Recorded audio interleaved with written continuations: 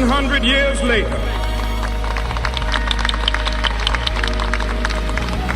the Negro is still languished in the corners of American society and finds himself in exile in his own land.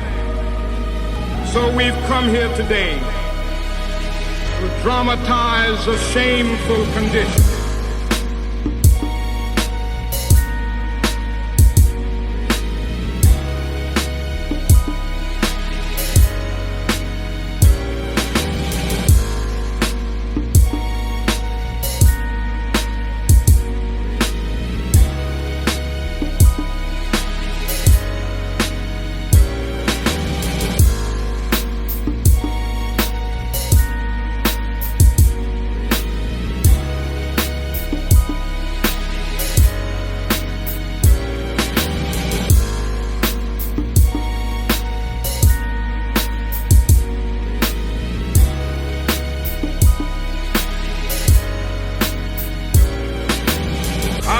Dream that one day this nation will rise up.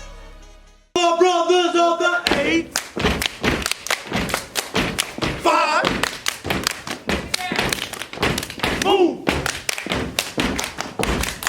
Osumah.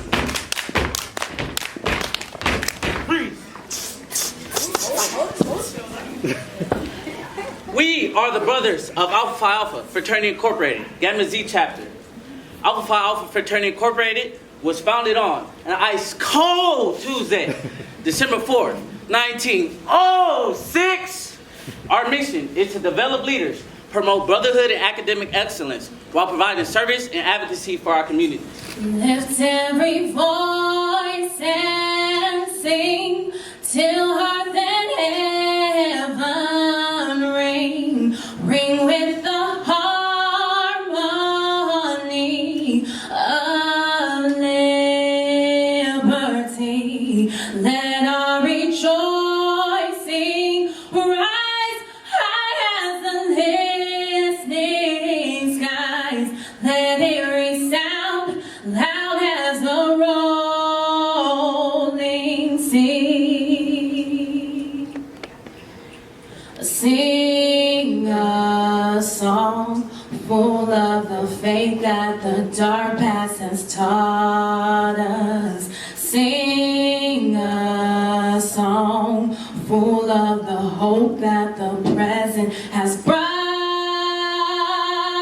us. Facing the rising sun of our new day begun. Let us march on till victory is won.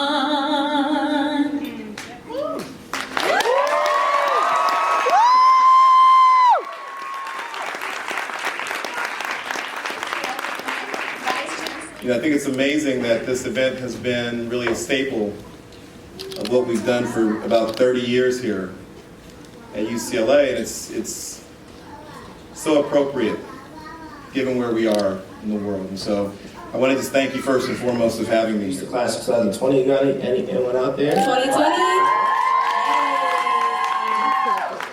Welcome. Y'all are cool. And for the best class of 2019.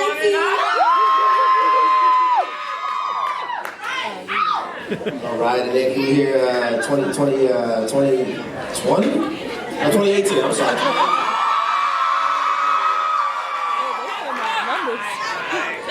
Now it's the best class, 2017. I know you went through it. Congratulations. Almost done. All right, we also want to give a special shout out to our high school students from Dorsey High, Augustus Hawkins, all right, and LA High. When the Lord created the black woman, He gave her undertones of gold and red. Put ideas of cocoa butter and Vaseline into her palms when God put melanin onto the sacred grounds of the earth. Even He could not imagine the earthquakes that would be caused by the sway of our hips. The hurricanes from our tears that would cleanse the souls of all those lacking when God molded the black woman. He knew we would stretch the cloth we wrapped ourselves in, force the creators of the highest fashion to mold for our bodies like fondant on warm chocolate cake. The black woman is a holy creation. She would be both backbone and pillow, carry and comfort, love and discipline. She is the fallen angel. She's the foundation to your holy temple, the flower in your cake, both the darkness and the light. When the Lord created the black woman, he meant for us all to be one of a kind, created with sunlight in our core, strength and grace in our veins, a beauty far deeper than the surface layer. When the Lord created the black woman, he knew that the sun would rise from our crown, set on the horizon of our curves, that our red clay and gold flakes would be the perfect foundation for this holy temple, and yes, he supplied us with enough love for this entire congregation. Amen. Hear me and hear me well. I don't know how to sit back in a world of pandemonium and relax when my days are just passing by and you expect me to act like a fly just because that's what my homies do. How dare you, yeah you, how dare you impose me to be another statistic marked off for roaming my own streets. My curves, my mother gave to me, so then I will wear. My ways, my father taught to me, so no, I won't stare. My hair, my culture invested in me for all to see, kinky or curly, I am free and it is my destiny. So please stop asking me if you can touch it, no.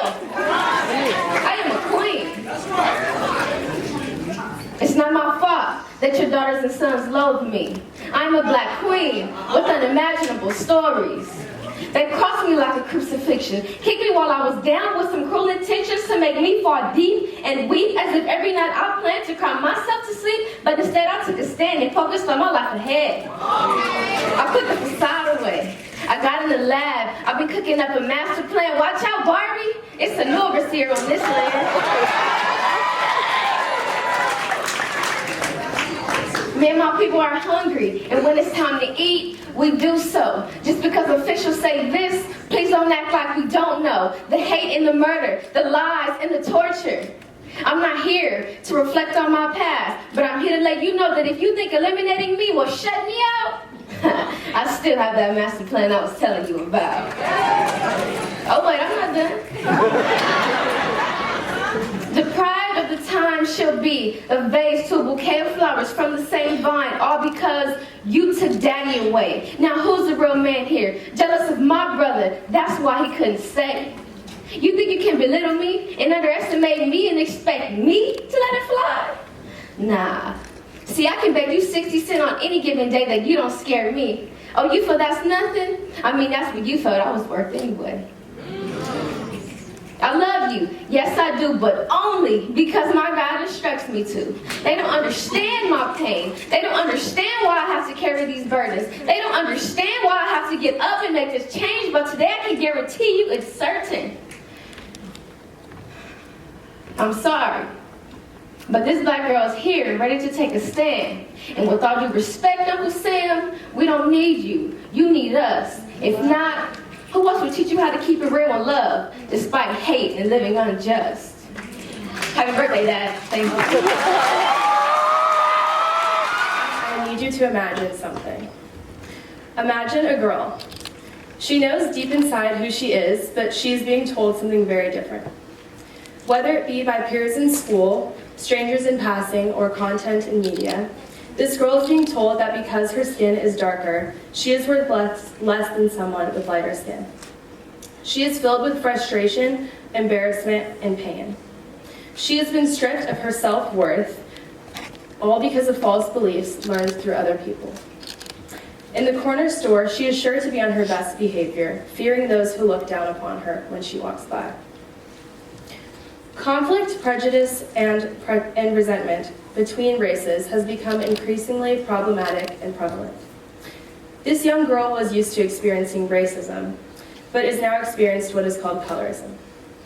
While racism shows prejudice or discrimination against a different skin tone or different race on the belief that one is superior, colorism, I believe, is a more complex problem.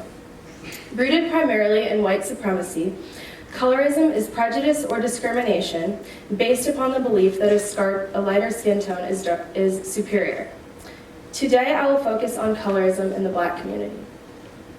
Though colorism has not been a commonly used term for very long, the act of categorizing and stratifying based upon skin tone has been around for centuries.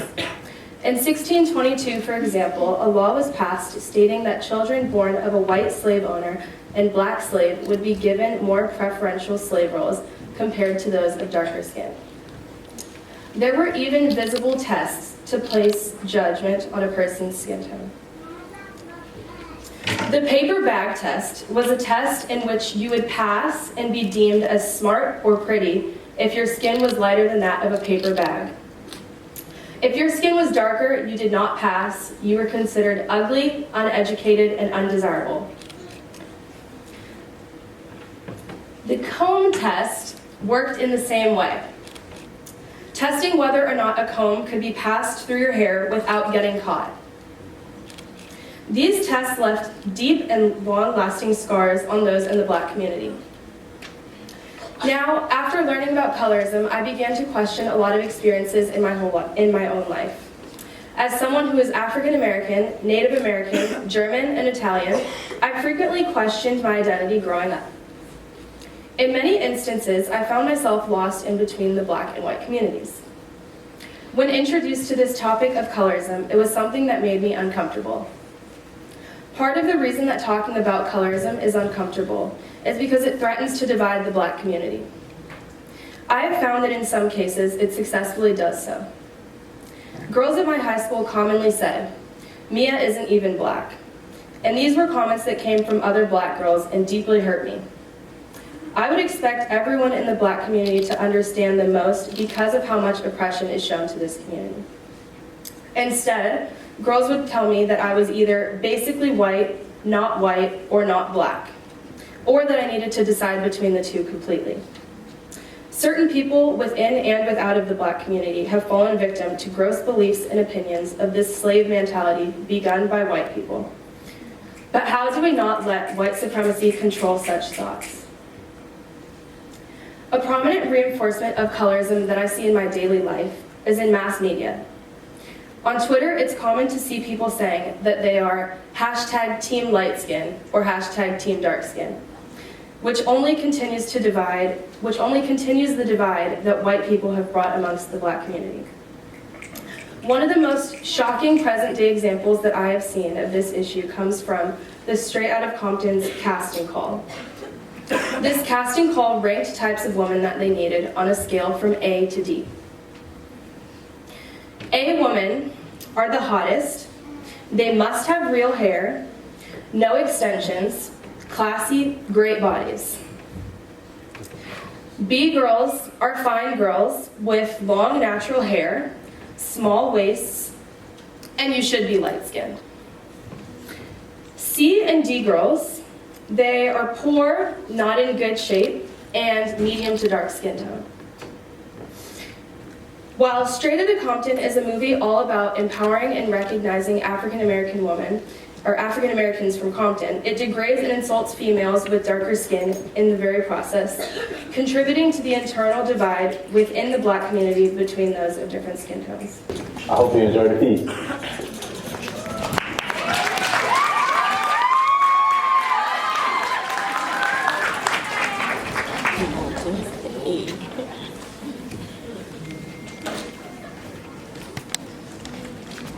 Hey, blood, what the deal though? Was bracking? Nah. Pause. This is simply how they perceive me. See, looks can be deceiving because I may dress like this and I may act like this, but this is not who I am. I'm a young, educated Black male, and I work every day to prove that. So this message is for the societal bastards who paint me that way. Don't they know that roots only impose growth? See, it goes like this. Hey, yo, society. Wait, let me do this the right way.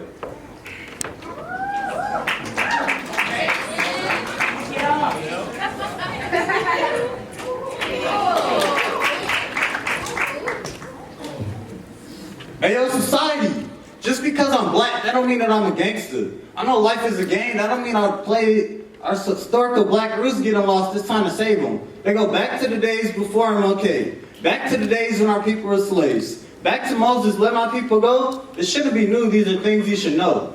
Back to the days when we were kings and queens. Back to where we all started, Adam and Eve. Now fast forward. Let's look at the progress we've made. Forward to the Emancipation Proclamation. Freedom wasn't guaranteed yet, but it was a big step in the right direction.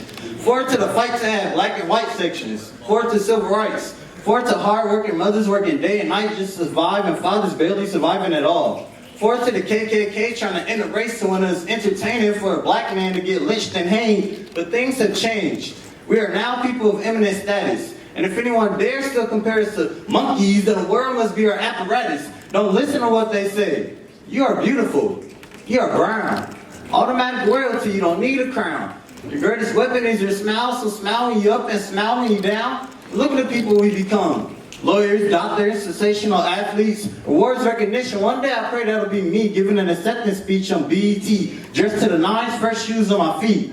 We come a long way from where the story begins. But don't be fooled, my people, this is not the end. So remember our roots that run deep like a tree, and remember that freedom is not just you, freedom is we. So let's get together because it's a whole lot of light that shines when black minds speak. Just imagine what we could be if this and this combines.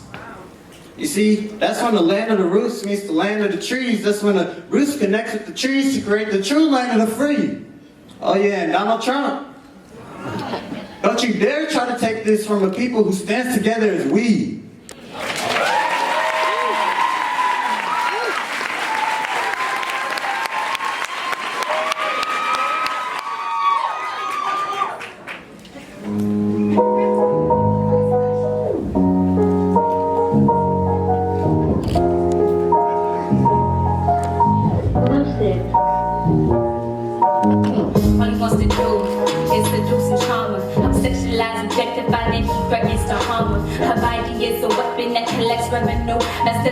Jezebel trained to trick and seduce.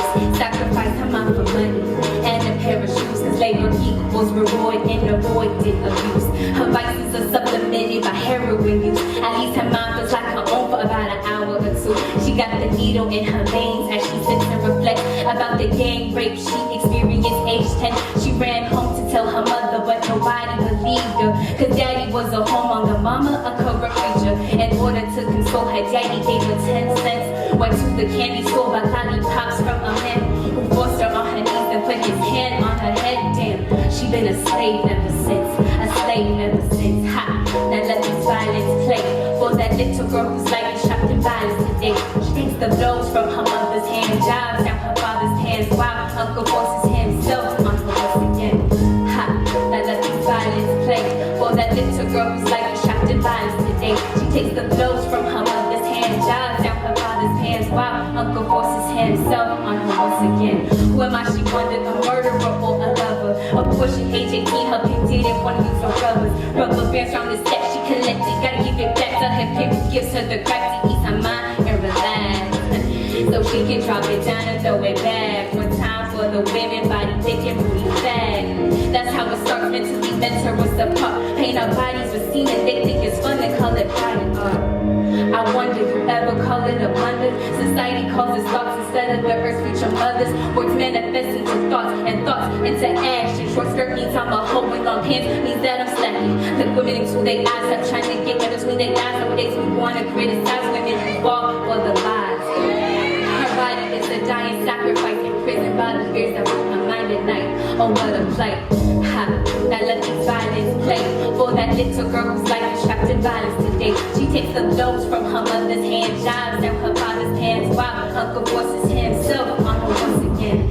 Ha! Now let this violence play for that little girl who's like trapped in violence today. She takes the blows from her mother's hand, jobs down her father's hands, while Uncle forces himself on her once again. We turn a blind eye to our blind side, thinking if we ignore it, maybe everything will be alright. But that's the problem with our generation. So focused on taking selfies, never be a selfish nation. Why always so complacent? She thought the name Sugar Daddy was something sweet, but ever infected or wounded body cavities, surrounded by the downtrodden and deeply filled with sorrow. Use your time and your talents, help somebody see tomorrow. Ha! Now let this violence play little girl whose life is trapped in violence today. She takes the blows from her mother's hand, jabs down her father's pants, while Uncle forces himself on her once again.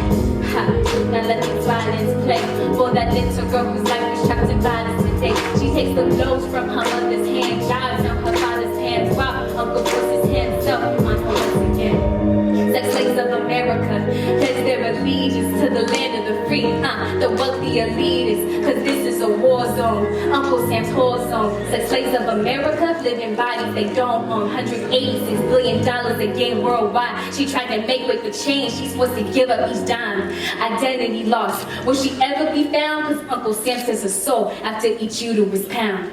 Call a young queen, then tell her she is a prize, more than the jewels on her neck or the shape of her thighs. Give her wisdom and hope, then help her lift up her head before she marries the streets or she sleeps with the dead. Now let these violence play for that little girl whose life is trapped in violence today. She takes the blows from her mother's hand, jabs down her father's pants, while Uncle forces himself on her once again.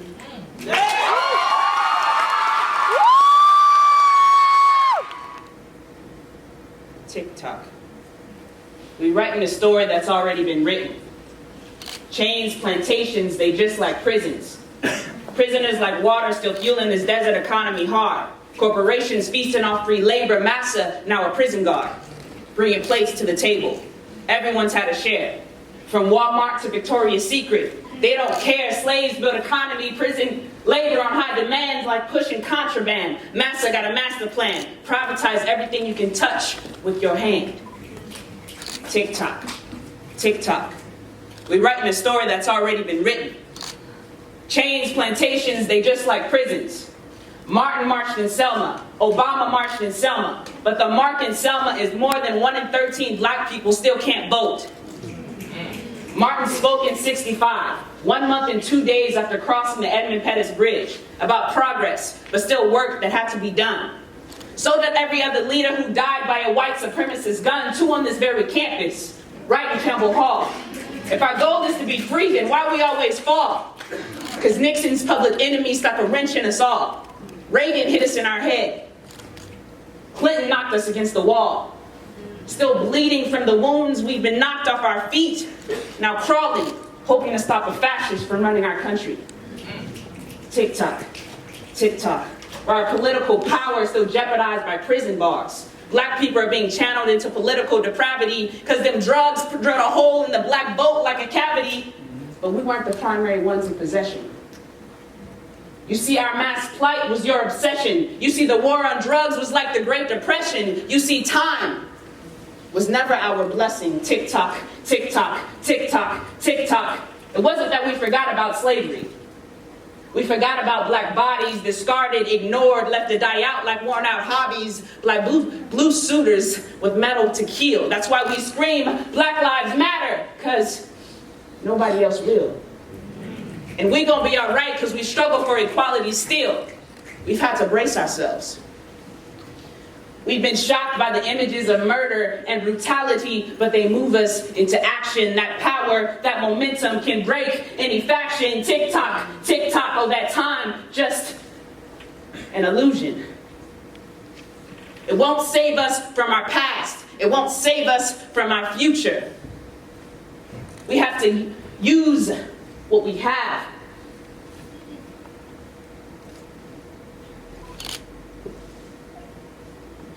Find ourselves in the midst of the revolution. Use our passions as resistance against oppressive institutions. Imagine justice, our own freedom, our own utopia, and fight for it.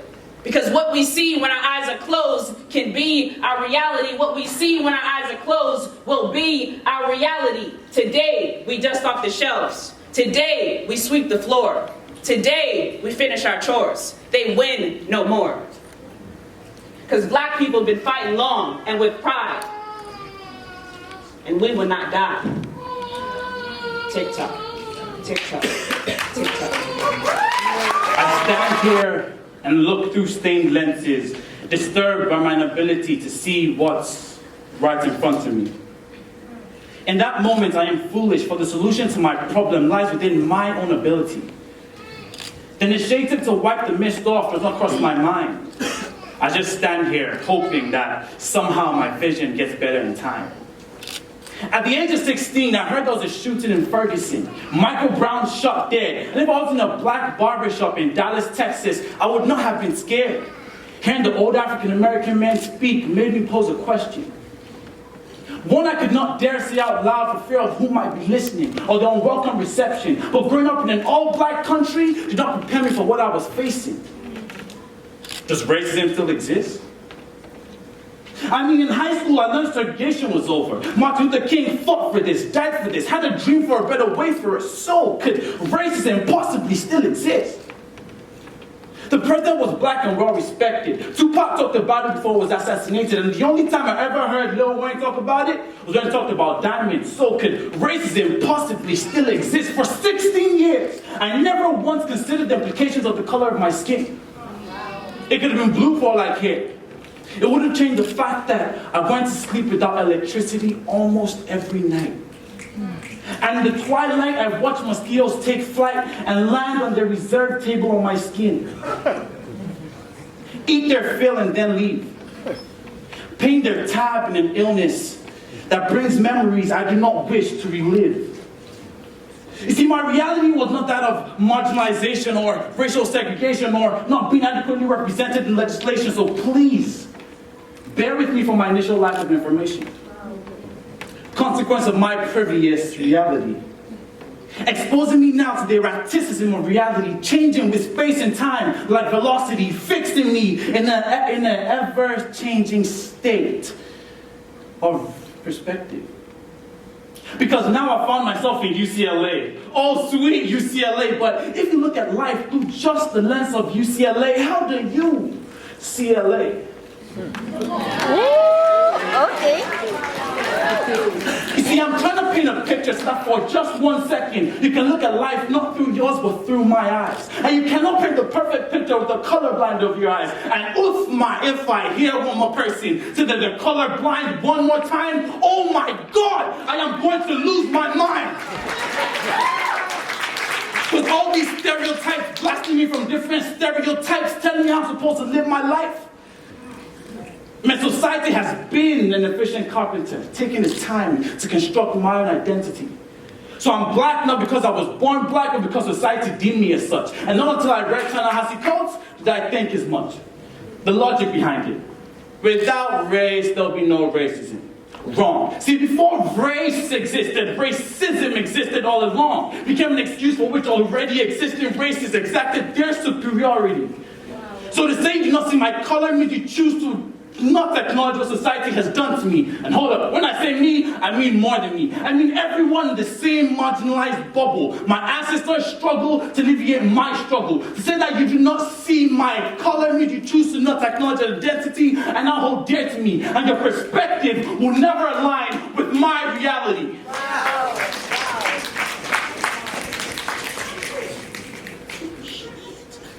The vehicle of passion I used to drive these words instills a feeling of hypocrisy in me. I speak of my perspective being metamorphosed like now I can judge holistically. I mean, I speak with pride thinking that I'm woke until I choke and take a back seat and take notes and realize that although my perspective has grown, it still is not whole. I'm a black heterosexual male, and until recently oblivious to the privilege that title carries. Because although, yes, I am oppressed, I'm still not at the bottom of societal hierarchy. So I might not like my oppressors if rather than use my privilege to empower, I cause people to perspire as I perpetuate stereotypes. Similar stereotypes that drive me crazy. So yes, racism does exist, but sexism exists as well. At the point where these two oppressions coincide, I will never understand, but it truly must be hell. See, my fear is that of a black male's. So the plight of a black female, that's where my mind fails. So please let your voice find your feelings and allow yourselves be heard. Because oppression is one thing too intricate for normal eyes to observe. And yes, we're in a strive for empowerment. So please do not despise constructive arguments. Because until this conversation starts, our perspective will always be limited. So I'm grateful to my friends that were true enough to tell me I wasn't doing good enough to be an ally to those that have been allies to me. And this is one for all of us that think we're woke, we're probably still asleep. Wake up! Wake up. Ask a question. Find out something new you can do for your neighbor. Listen to my thought. Understand what I've been through. Learn through my mistakes by making your train of thought mental, and think before you speak to me. Speak to me. Speak to me. Because you're no longer a sparkle in my eye. I dream about your arrival, which others think is suicidal, which brings me to my first lesson. They told me to focus on one, and I call that suicide. Killing other parts of me just to let one rise. So I debated to face it, and they chose to criticize. So instead, I grew larger, rather than to minimize. They tried to hypnotize and finalize my mind inside to go one way, but I rebelled and find new interests almost every day. New paths, new trails, new ways, but they steady looking, saying, it's just a phase. It's gonna pass, it's gonna blaze and burn up right into the system. I'm screwed. Ashes blowing right away with them. And they, looking like, oh yeah, we fixed them. But was I really broken just because I'm different? See, they saw me as a problem and never chose to listen. Now I'm reminiscing and wishing for the good times to glisten, missing me being me, because they put me in the system. AKA stereotypical black man. So let me pull up my stereotypical sagging pants, pat me down, throw me to the ground, and take away my rights as a man. But you're special. They can't take that away from me. So listen to my thought, understand what I've been through. Learn through my mistakes of making your train of thought mental, and love others the way they love you. Love you, because I love you. I'll do everything that I can to make sure you grow up into a decent young man. Love you because when this world gets lonely, yourself is all you've got. Shocked? See, I learned that when I was 5. When love became nothing but bad memories and lies, where there was everywhere to run but no place to hide. See, I was stuck in confusion. Mirrors of illusions cause years of bruising that only you could heal because you're worth it. See, I can feel you, but it's faint. But I'll give it time. I can't wait to see your face that will break, shake, and displace the scars on the face of your mother. But don't be ashamed. No one's perfect. Just love me the way I love you. Respect will reach the surface. So listen to my thought. Understand what I've been through. Learn through my mistakes by making your train of thought mental. And don't be like me. Be better.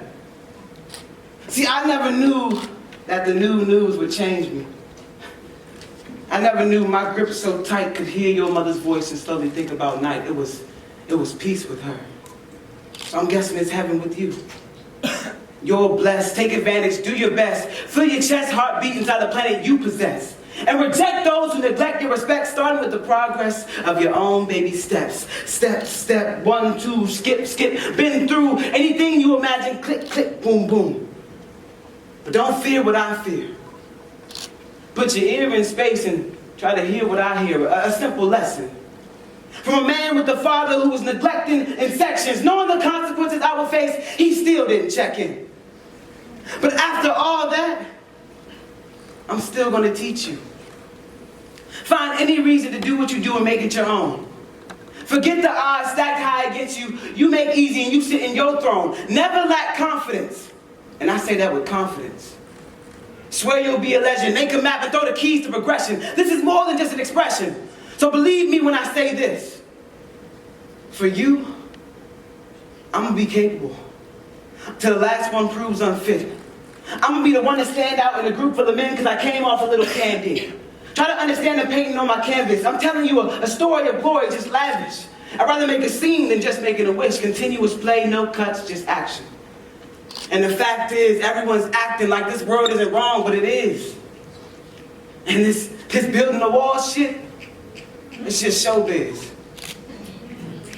See, we can grow in time, but we can't control the influence people have on others. So promise me you'll always be you no matter what. And eventually we will overcome. Tick tock. I'll see you in 9 months, son.